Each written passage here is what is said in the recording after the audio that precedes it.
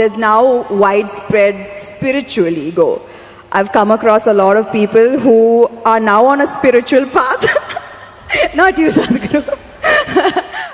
How much of one's life is a result of their past karma? Are the injustices and unfairnesses that one faces in one's life a result of their past karma? If so, do you accept these injustices and find solace in the fact that, okay, the karma is being cleared, even though it might seem detrimental to our lives in so many ways?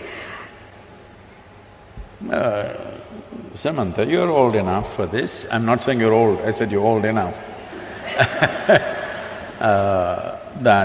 Do you still expect the world to be fair to you? That's why I'm asking this question. Can I blame it on my past karma is what I'm asking. I want the world to be fair to me is a schoolgirl question. By now you should know the world is not fair. It will not be fair to you. But if you dig deep into yourself and have a taste of life, not a taste of your thought and emotion, the taste of life that you are, then you will see life is not just fair, it's just fantastic. So, do you want fair life or fantastic life? You must decide. I've noticed this, that beyond the material ego, there is now suddenly a widespread… Who's this ego guy, your friend? Is all around me. And in my industry, the heights of it.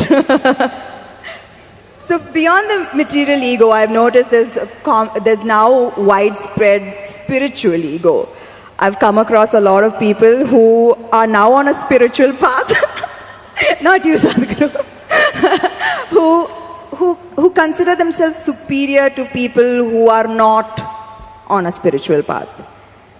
How would you advise such people to ensure that they don't fall a prey to this new spiritual ego?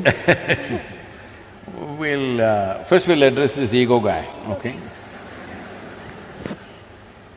If you show me where it is, I'll fix it right now. I wish I knew where it was, it just keeps coming suddenly. So, you don't know where it is.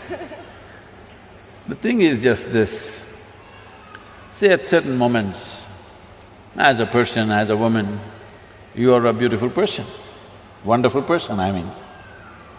I'm sorry, I didn't say only at certain times you're beautiful, you're always beautiful, but certain times you're wonderful, all right? Certain moments maybe you're nasty, possible. So whenever you're nasty, you say, it's my ego. Why don't you say, it's me, I'm sometimes wonderful, sometimes nasty. If you see this, naturally nastiness will go down. But if you say, whenever you're nasty, Mr. Ego does this, and you don't know where he is, you don't know his address or ID, nor do you know his phone number, so how do you fix this guy? So everybody has this going in their life, because this is spiritual jargon without being spiritual is all over the place, particularly in India, because we have, 15, 20,000 years of spiritual history, so we know all the words. We know what Atma, Paramatma, this one, that one, Ahankara, everything we know, words only. Words only, noted. So we can just throw words like this and confuse the Western population quite a bit. So unfortunately, spirituality, in some ways it's come there. It's come there because there is need in the society, there is not enough source. Because of that, people are manufacturing this here and there. This happened, a few years ago, 16 years ago.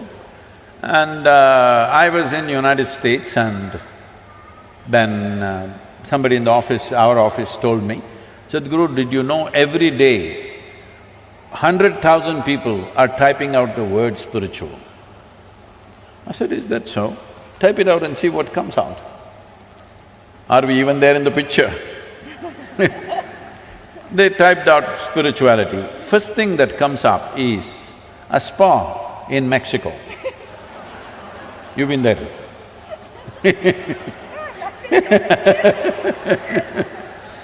And the next thing that comes out is a call girl in Northern California.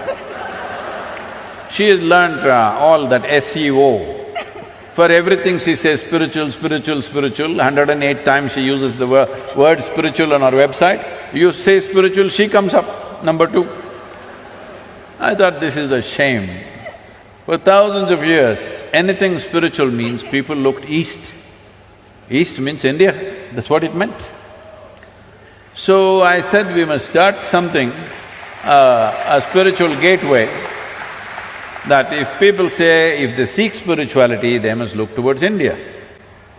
Because this is one culture which has spent maximum amount of time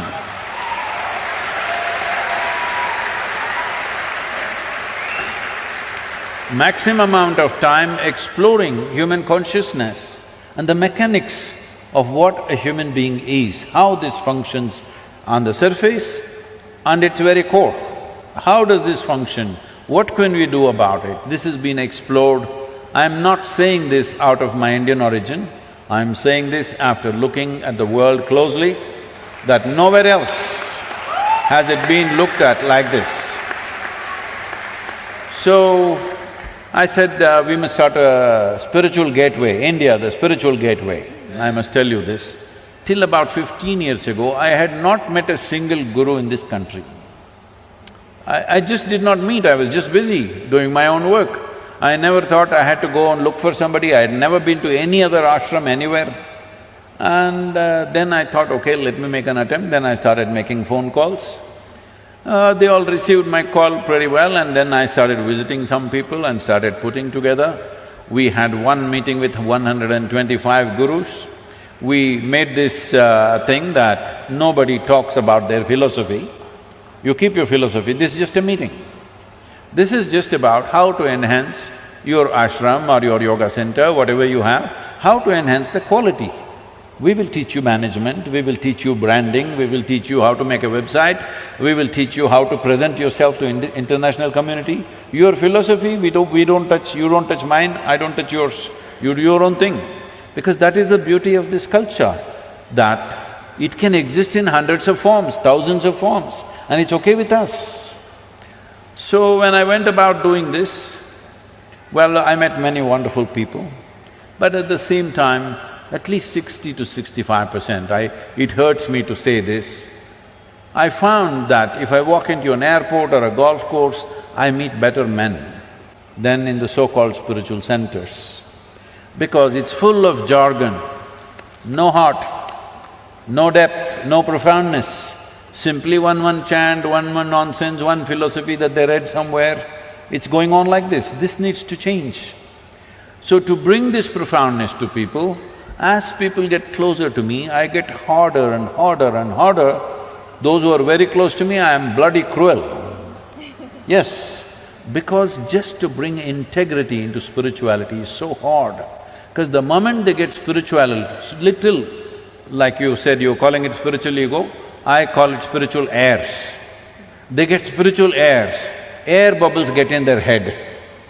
Suddenly they start acting funny, they start saying things that don't exist, they start talking about nonsense that nobody understands. If you speak something, whatever nonsense you speak, people in front of you must understand, otherwise why the hell are you speaking? Because the purpose of speech is to make somebody understand what you're saying. No, if I say something that you don't understand, I become big, you become small. This is rubbish. This is going on for too long. So, this whole spirituality as a thing, unfortunately, has fallen on bad times, but slowly it is rising because people's longing is increasing. I must tell you this, 40 years ago when I first started the programs, in our engineering programs, in various different forms, 85% of the people used to come to the programs only for health problems. Only 12–15% came to know something. Today, over 90% of the people come because they want to know something, experience something. Only 8 to 10%.